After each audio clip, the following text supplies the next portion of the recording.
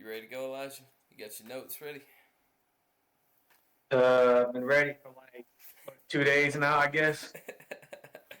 I know all this interruption, all this crazy stuff going on. Don't can't never In-person do nothing. technology. Yeah, between technology and BS and all kinds of stuff going on.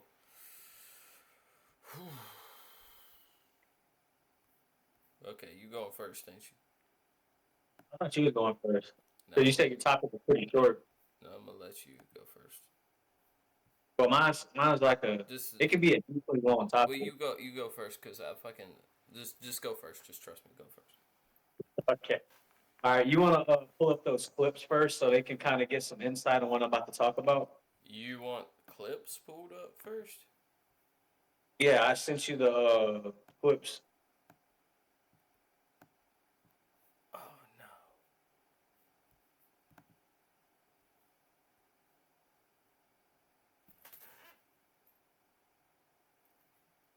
Hold on, the clips don't have volume. Oh, cause it's muted. What? Nothing. Uh, man, Internet Explorer. Eh, Internet Explorer. There we go. Okay, it's up. And no. Hold on. Unmute the desktop audio. Okay. My son is gone, and I don't really have words. I've tried to figure out what I was going to say, but he's just going to be so missed. The pain is still raw for the Metcalf family after 17-year-old Austin Metcalf was killed on Wednesday morning at a UIL District 11-5A track meet in Frisco. That dude was extremely smart, always in the box. He just came to him real easy and just him playing football as well. Just a great person overall. Here's what happened according to witnesses and the police. Metcalf got into an argument. You can. The suspect, 17-year-old Karmelo Anthony, over a seating dispute in the bleachers. Metcalf told Anthony he needed to move from under the team's tent. He always was one to step up and be the person that would do the right thing. And he was doing the right thing by saying to this gentleman that you're not supposed to be in this tent. This is because they have personal items there. Anthony opened his bag and reached inside and said to Metcalf, "Touch me and see what happens." Metcalf reportedly grabbed Anthony and told him to move. He knew he wasn't supposed to be there. It's just a tragedy what happened. That's when Anthony pulled out a black knife and stabbed Metcalf in the chest once before running away. When Anthony was taken into custody by a Frisco police officer, Anthony reportedly confessed to the crime, saying, "He put his hands on me. I told him not to," adding that, "I was protecting myself," and then asked the police officer, "Is he going to be okay?" Metcalf died in his brother's arms. I'm not at that point to forgive and forget, but eventually I will. But I pray for his family. I pray that they understand what we're going through as well. This whole community has really wrapped their arms around us, and if I could say anything to the nation, I would say to make sure that you just hug your babies tight, because you don't know when the last time you get to do it. And in a statement released by the Metcalf family this afternoon, they say their focus is now on laying Austin to rest. Meanwhile, I can tell you that Anthony remains in the Collin County Jail with a $1 million bond. Back to you. All right, Alex Boyer in Dallas tonight. Alex, thank you.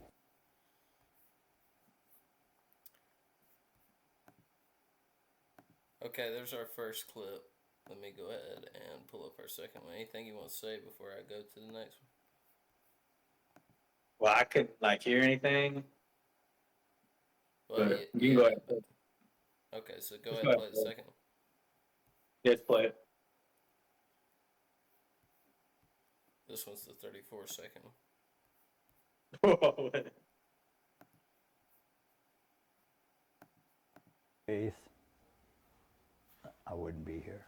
My other son, who was there, was holding his hands on the hole, trying to save his life. And he told me, Dad, I looked at him. In his eyes, he was gone. He wasn't breathing. If there is a precedent or some precursor that maybe this could have been prevented, I don't know. I am concerned with the lack of security. How does someone bring a knife to a track meet?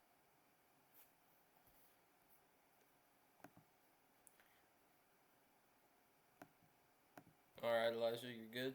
Both the videos were played. Well, I couldn't obviously hear that, but I have to imagine Yeah, that was kind of a lot to unpack just immediately. yeah.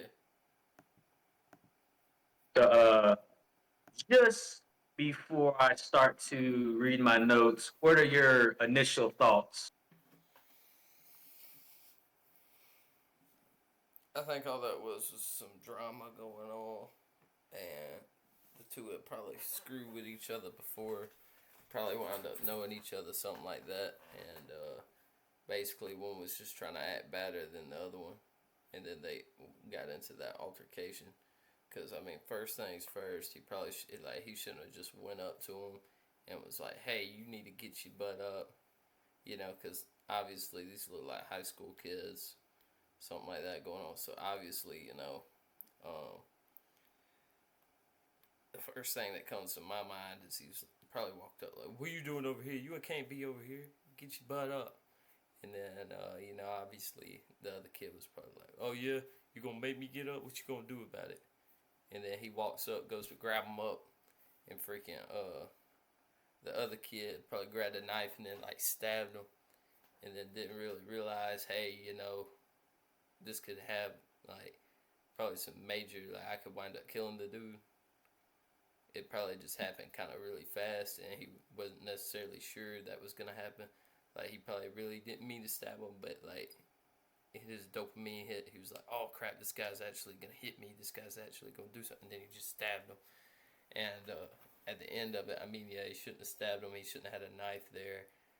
There was a lot better ways to handle it on both ends. The guy should have went and actually got somebody, a coach, something like that, and brought him over there and like got him removed from that area instead of that. And I do know the dad was told, "How do you even bring a knife into a track meet?" Well, it's not like clear bag policy and all that. I mean, there's a lot of over the top policy stuff like that, but at the same time, this track meet, you don't have to search everybody who walks up. You don't have to look at it. The only way to avoid stuff like that from happening is if you search absolutely everybody who comes in, emptying their pockets, searching their bags. So I don't think the security was necessarily the full issue, but at the same time, there probably could have been a little bit more security there, like teacher or something like that around that actually could have noticed what was going on, like probably noticed the kid inside the tent over there with all the crap, that was their personal belongings and stuff.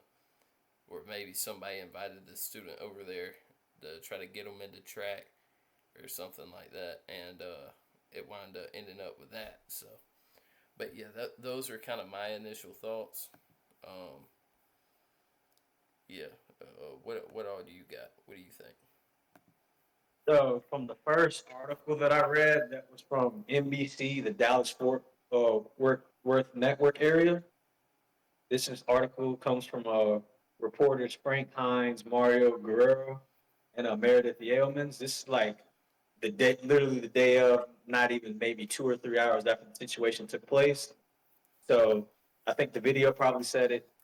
April 2nd, during a UIL 5A District 11 championship track venue, a 17-year-old male student fatally stabs another 17-year-old male student.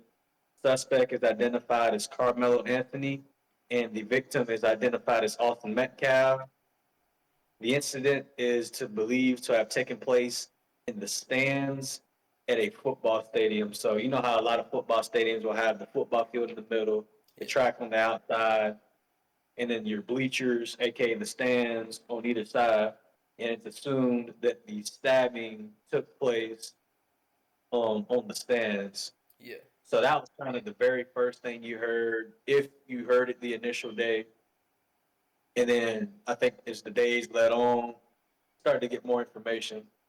So that was pretty short report from my second article, which is from Fox 4 News. So this is kind of a local station in that area once again. This is written by Tracy Dalate, I want to say. I don't know if I pronounced the name correctly. So this is where you want to start keeping some key pointers that you said but haven't specified too much. So the first thing, the police report reveals that Karmelo Anthony, aka the suspect, attended Centennial High School. And note that's going to be very important towards the end of my segment. Police obviously said that the stabbing took place during a fight. We mentioned that was altercation. Uh,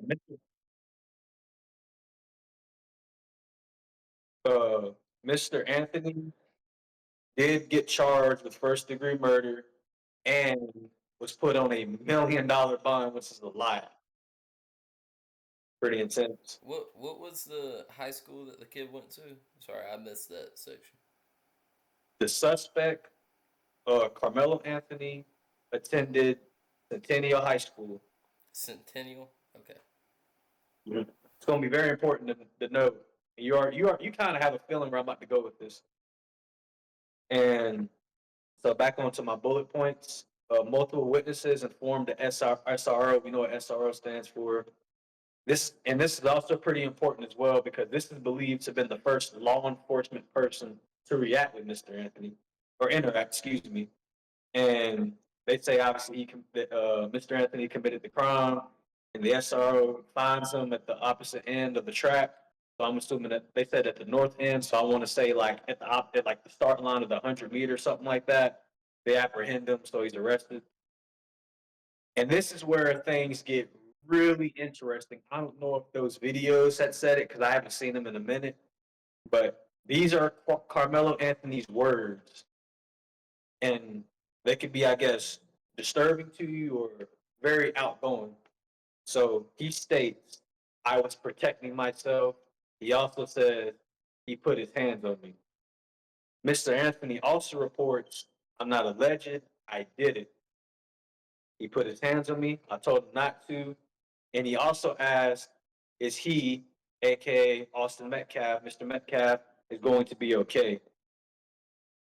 Before I keep going, what's your initial thoughts on hearing those words being said? I think they did say them in the video, but like something similar to that. But I did say pretty much everything that I said in the beginning. Like it's probably just them both trying to be better than each other, and then it led to the altercation happening without necessarily meaning to actually hurt one another, but like to show that superiority and all. Mm-hmm. It also makes me wonder if the other kid got beat in track and he was at the championship or whatever and wound up just he was there to just kind of like cause issues or something, be like try to act like he was better and this is some BS that he didn't make it, something like that. But I like that high school drama crap. But that's pretty much my initial kind of thoughts on everything. All right. So on to my next couple of points. The police officer, so the same SRO, had noticed that Mr. Anthony had blood on his hands, but he didn't have the weapon, aka the knife, in his possession. So they kind of didn't know he didn't know where the knife initially was. Key witnesses state this, and this is why I said the high schools are pretty important. That Mr. Anthony from Centennial High School was sitting under the Memorial High School tent and was confronted by Mr. Metcalf. Mr. Metcalf says, Mr. Anthony, touch me, see what happens. Mr. Metcalf tried to remove Mr. Anthony, and a black knife was pulled out from there. And Mr. Metcalf was stabbed in the chest. So this is what the first witness says. And then the second witness that they interviewed, he says a very similar story. Now, I don't know if he didn't have the same, he didn't hear the same verbal words or anything, but he pretty much just says he was sitting under his team tent, which he attends Memorial High School as well, the second witness. And he says he noticed a stranger sitting under the tent. I want y'all to make note of that too, because that may go over your head. He watches Mr. Metcalf tell Mr. Anthony he can't sit there, and an altercation breaks out, and Mr. Anthony eventually makes his way towards his bag to get the knife, stabs him, flees the scene.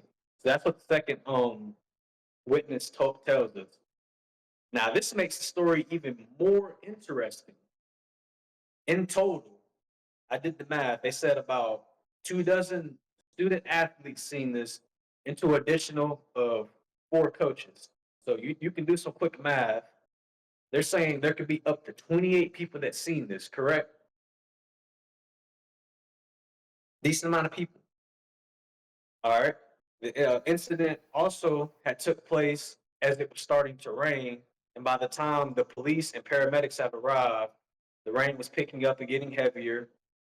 The night, both parties closed. So Mr. Metcalf and Carmelo Anthony's clothes were taken up, and cell phones. So we live in this day of technology. They were collected as well for evidence, in addition to pictures of evidence, because it's a crime scene. When it comes to forensics, they need to take pictures so they can analyze what's going on.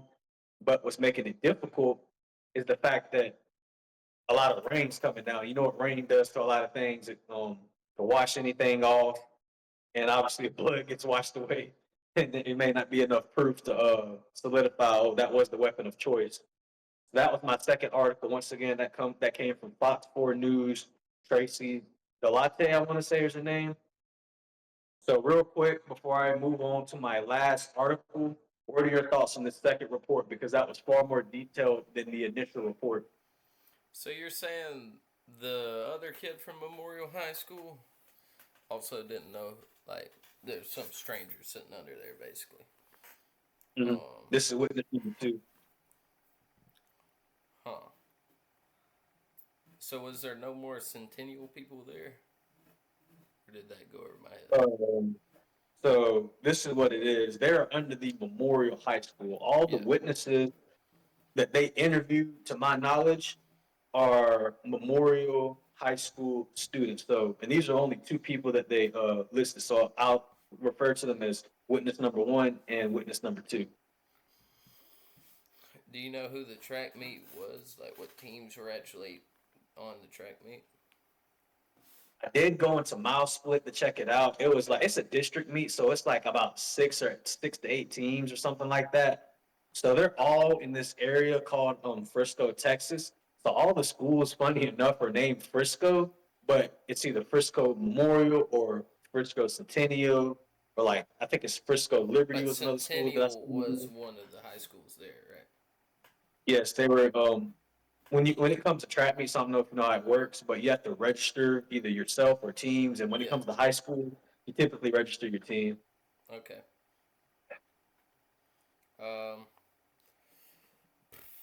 Probably about the same kind of thoughts going on, to be real with you. All right. So here's my second article. I got a second page for once. That is the one pager. This comes from actually Fox News. So this is like, I think Fox News is kind of main page, and this is from written by author Peter D. Abroska. I don't know if I mispronounced that, but that's how I'm saying it. So you're going to be really intrigued when you hear this one.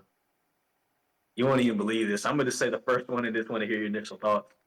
An online fundraiser has been started for the suspect, Karmelo Anthony. How do you feel about that, first of all? I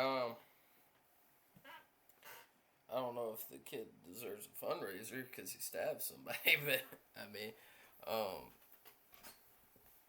that's kind of crazy.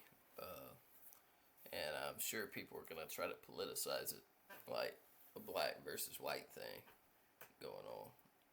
But the way If I would have told you, my fault, sorry. The way I see it is, this was an incident between some kids, and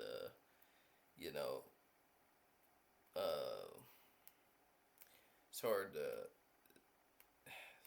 That's why I'm glad I'm not on the jury for this case, because it makes it hard to really set. But as a jury, I guess you're more kind of just deciding whether or not he did it. So I mean, obviously he did it, but I should rather say I'm glad I'm not the judge or the prosecution on this case, because the sentencing would be hard for that, because, like I said, it's probably just some kind of altercation that happened. And do I think he should get life in prison or like the chair or something? No, but maybe he should be in some sort of rehabilitation program or something as he's going through jail, kind of figure out what was going through his head, keep him from doing this type of stuff. Because, like I said, I think this is just an altercation that went too far. But he did wind up killing somebody, and that is the ultimate like deal there. If it would have been a section where the kid just got stabbed, he got hurt, whatever, you go, you know, you spend your time in there. But because how old is the kid? Both parties was 17 and is 17 years old. Okay, so they'll probably trial him as an adult when he goes to trial.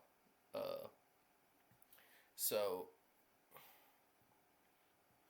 it's just, I mean, it's what happens. I mean, if you screw up and kill somebody, I mean, you screw up and you killed somebody. I mean, there is stuff like that that goes into effect. And these were kids being kids, but at the end of the day, you know, you can only count kids being kids so far. So, I mean, I feel like he does deserve a sentencing, but maybe not the heaviest possible. But the fact that they're doing a fundraiser for him or whatever is kind of ridiculous, trying to like almost like get him out on bail. You know, that like Yeah. it's kind of ridiculous. Let the kid serve his time. Let it be horrible. Let him go through the crap. But also, you know, rehabilitate him. Like get him through. Maybe get out early with good behavior or something like that.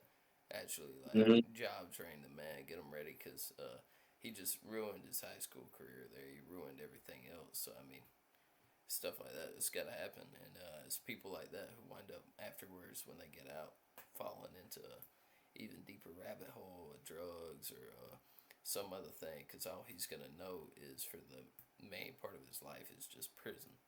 It's his high school that ended prison. That's it. He won't have no like job or memory, nothing like that, no experience. He's going to be coming out. So it's just, I don't know. If you want to continue, you can. Just, All right. So it's Mr. Anthony's family put out a statement, and here I quote: "The narrative being spread is false, unjust, and harmful. And as a family of faith, we are deeply grateful for all your support during this trying period. Your prayers and assistance mean more to us now more than ever." So that's about a typical response you would hear from either side, to be honest with you. The next bullet point: the goal of their fundraiser was to raise $200,000, and I think in real time now they've raised way more than that. I've heard possibly up to 350,000, which is a lot.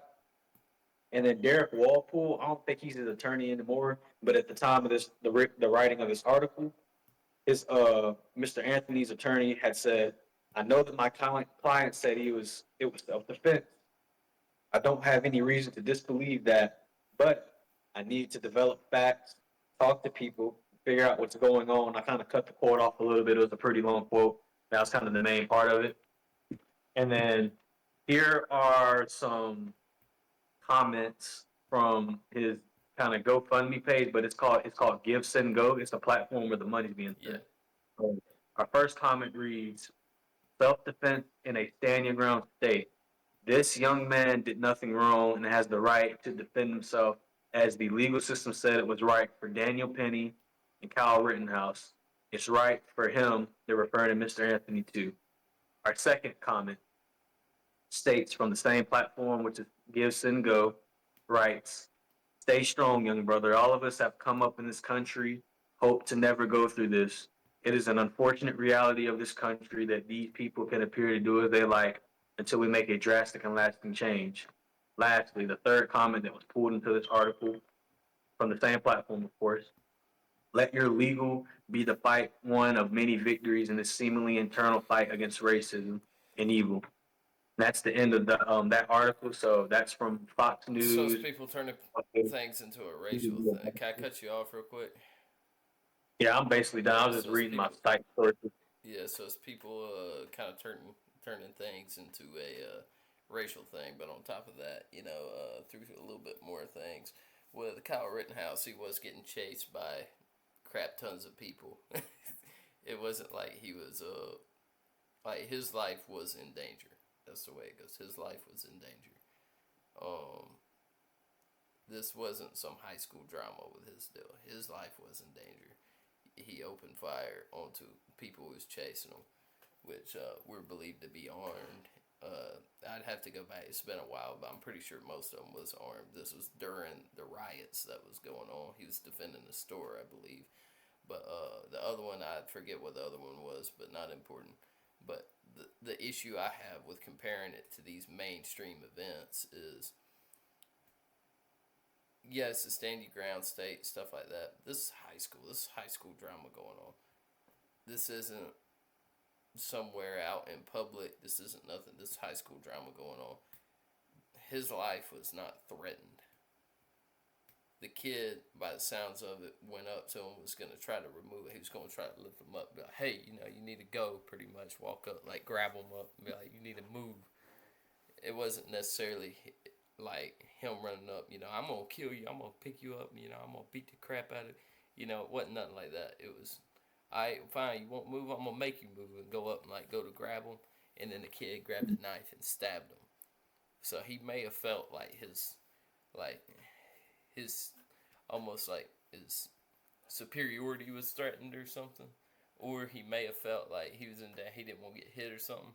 So he went to go stab him, trying to beat, because you have that whole, like, narrative through an online presence going around that, as a black individual, you have to be this hard, this, like, like, hard G guy, and that's not true. It's all just a narrative. But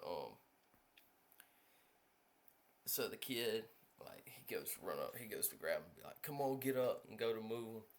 Kid, I guess he kind of felt like he was getting threatened a little bit, so first thing he does is reach into his bag. Whenever he's coming up, grabs a knife, stabs him.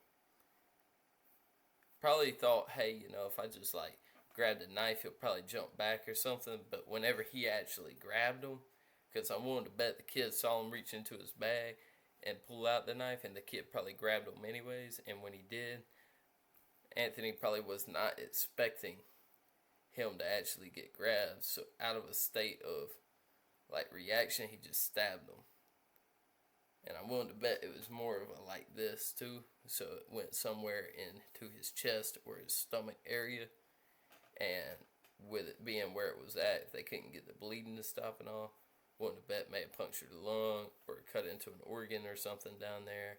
And that's how this, like, issue got started, and he bled to death, trying to stop the bleeding, because they said that they were holding pressure on the wound, trying to get it to stop, but it just wouldn't stop. Also, another thing I got, at sporting events, there should always be a trainer or somebody of a medical background, and the SRO as well. They should have been dealing with the body, not the brother sitting there holding pressure on him, who has no idea what the hell he's doing. There should, like, the SRO, the trainer, somebody from the school, because that's also on the school for not having a trainer there. Somebody there with a medical background, because what happens if somebody comes jogging down the track, passes out, gets hurt, something like that? There should have been somebody there. Like, all of our high school stuff when we was there, it didn't matter what sporting event was going on, there was somebody there with a medical background there, ready to go. You know what I mean? So, part of that, does fall to blame. But I just kind of feel like this situation here got out of hand very quickly. But at the end of the day, I mean, there was no visible threat. There was no, like, weapon that the other kid had. The only thing the other kid had was his arms. He walked up, went to go grab him, like he was going to lift him up and move him. And that's how the altercation happened. The other kid, he grabbed a knife and stabbed him. The problem with that is that may not have been a threatening thing, but the other kid also had the authority to do that, because the other kid was in the area where he was not supposed to be, and he was thinking that the kid was over there grabbing, like, going through their crap, basically. He's like, hey, you can't be here, this isn't your area, you can't be here. you know, my stuff is right there. Why are you sitting next to my stuff? So he could have been also, it could be argued that he was defending his property.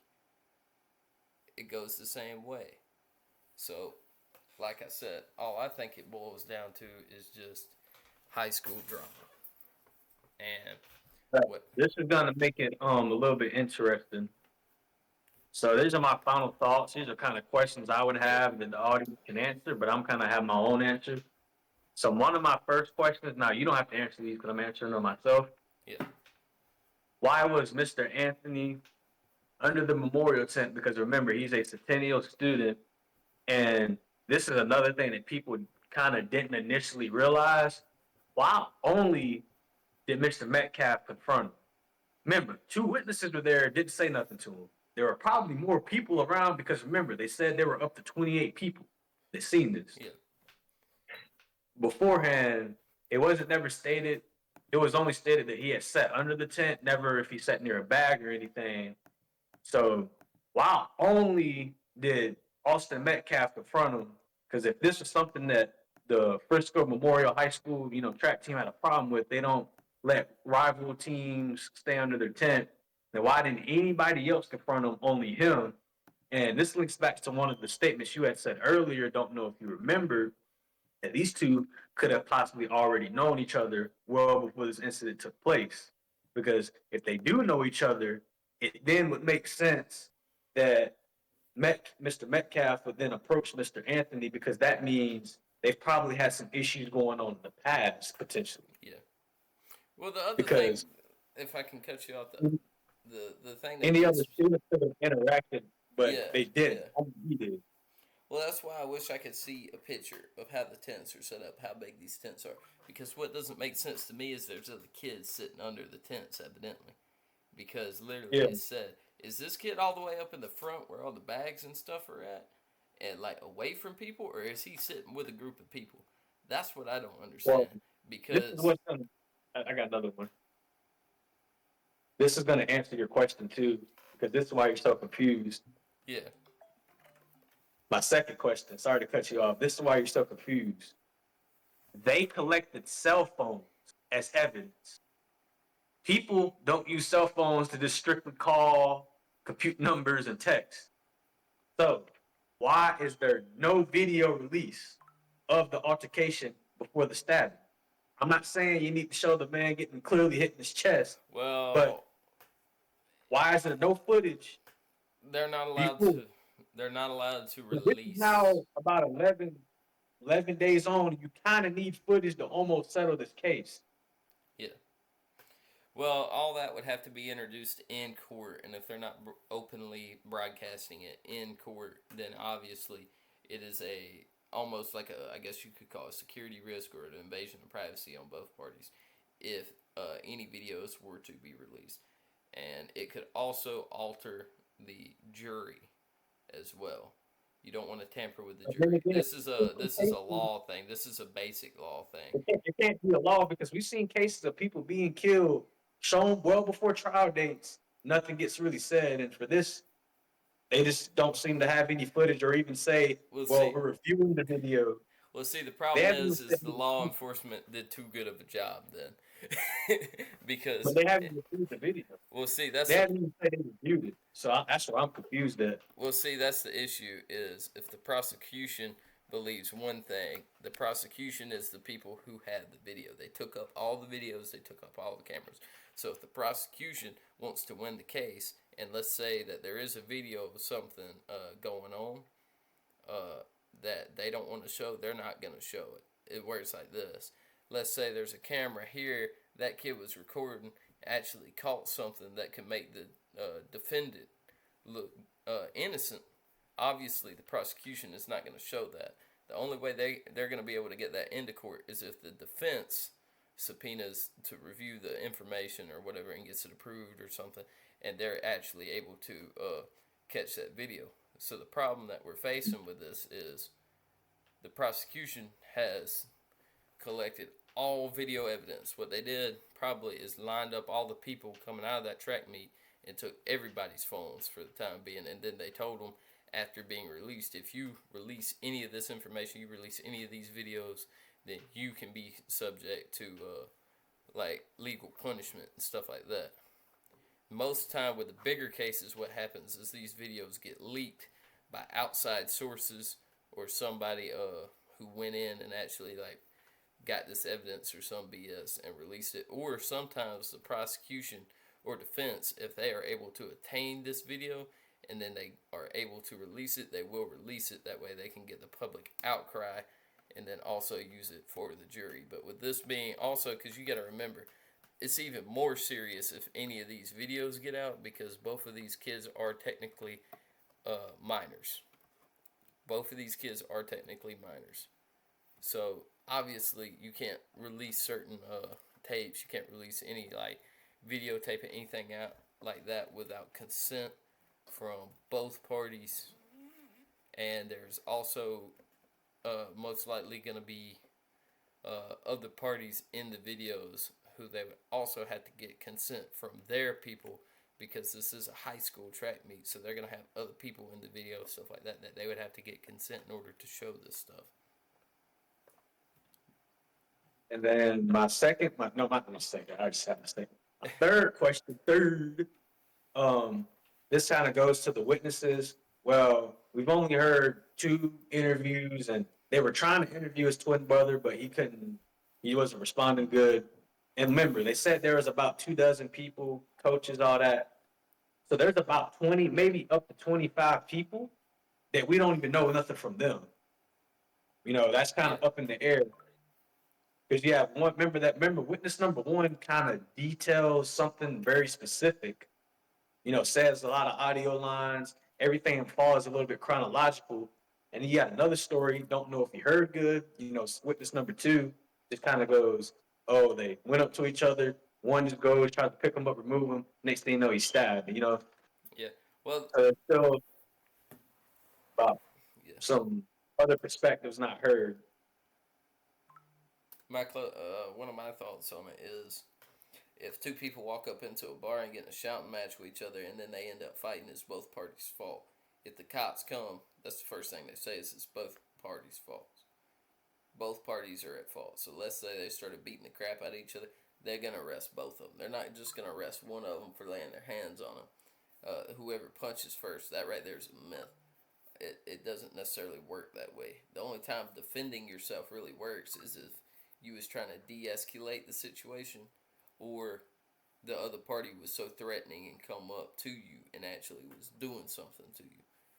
But in that case, since both parties come at each other like that, it's no longer a self-defense case. Instead, it works as if somebody is fighting each other.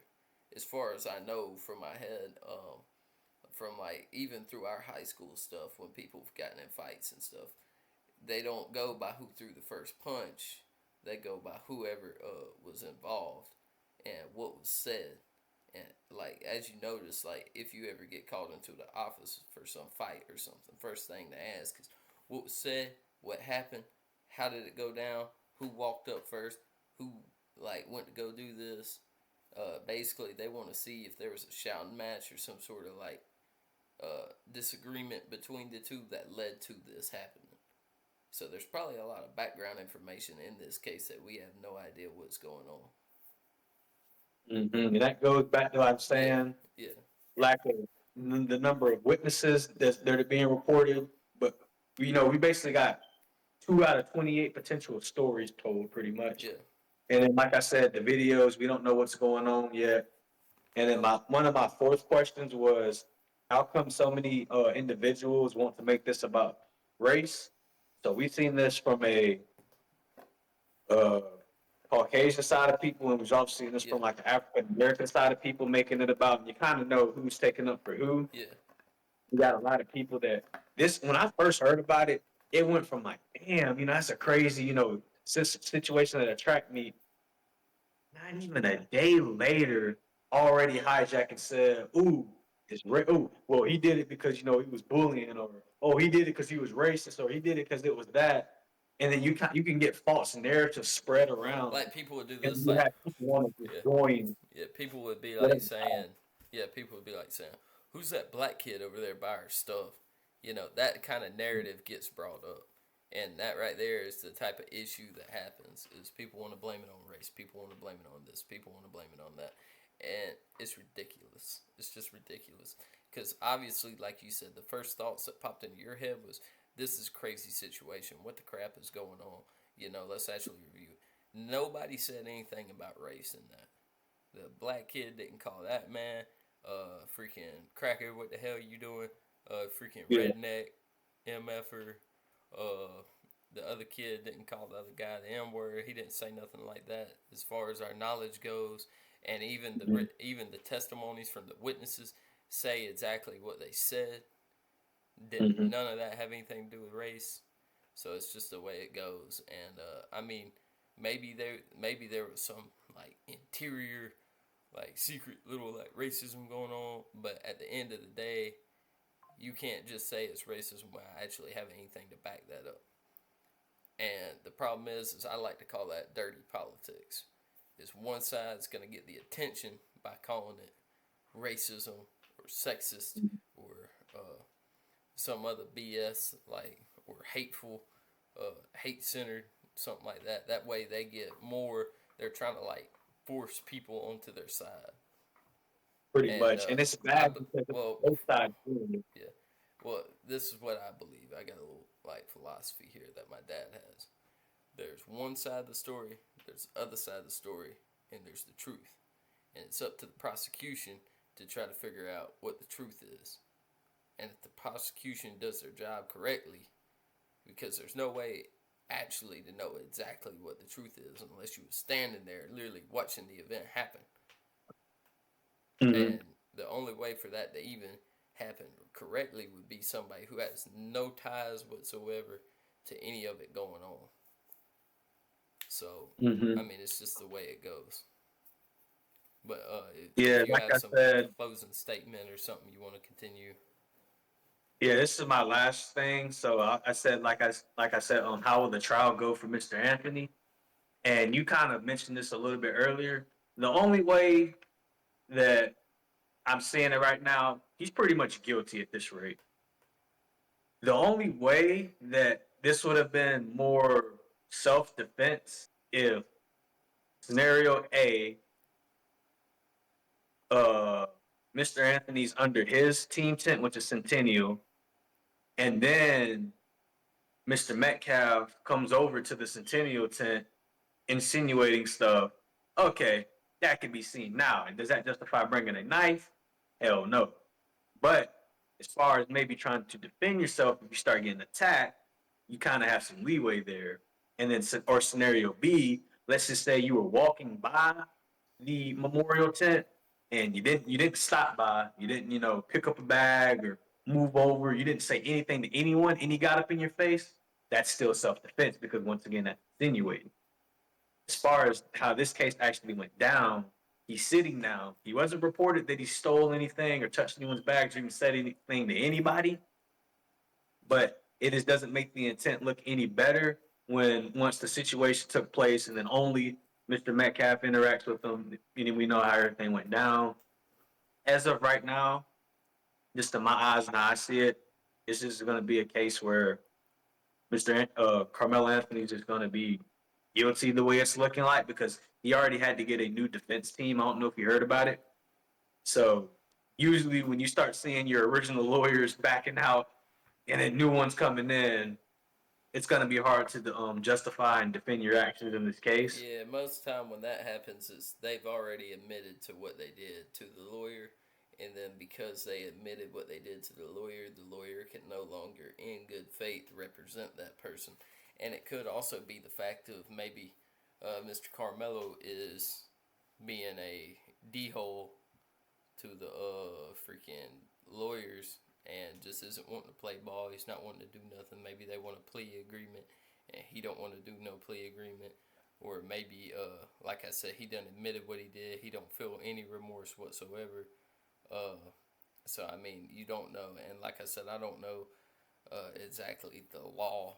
I'm not a lawyer, but like I said, two people get in a fight, they wind up like putting their hands on each other because it wasn't something as simple as he just walked up, went to grab him, and the other kid, no, like both of them were at each other's throats from the moment they walked up. So I mean, at the end of the day, it's both parties' fault. If the other guy would have survived, then it would have made this even more complicated than need be. But at the end of the day, you know, I mean, that would have been a better outcome. But at the same time, it's just, where were the people at who were supposed to actually be doing their jobs? That's the question. All of this could have been avoided if Mr. Karmelo wasn't sitting in the wrong section, and it could have been by mistake. He was sitting there. Could have been he was sitting there deliberately trying to like get into some bags or something, or he was sitting there just like chilling out or something. Was told to leave. Yeah, I don't know if he was like, trying to hell get no, I ain't back. leaving. You Yeah, know. I don't know. Yeah, like I said, it could have been like, it's the whole superiority thing. I'm better than you. You're better than me. That's what's going on. But yeah, we are at 46 minutes. So